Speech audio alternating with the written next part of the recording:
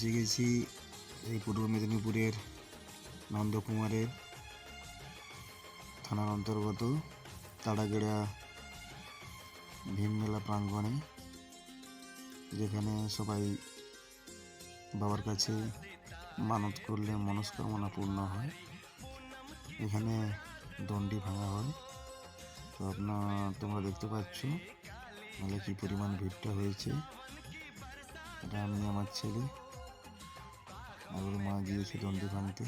ওই ছেলেকে নিয়ে আমরা একটু ভিডিও করছি। এটা একটা এই মেলাটা খুব পুরাতন মেলা একটি। তো মেলার সব দিকটা আমি তোমাদেরকে দেখাচ্ছি। এরপরে ঠাকুরটা আজকে প্রচণ্ড ভিড়ের জন্য ভিতরে ঢুকতে পারিনি, তাই ভীম ঠাকুরকে তোমাদের দেখাতে পারছি না। শুধু বাইরের মেলাটাকে একটু ঘুরে দেখাচ্ছি। পরের ভিডিওতে আমি ভীম ঠাকুরের দর্শন দেখাবো।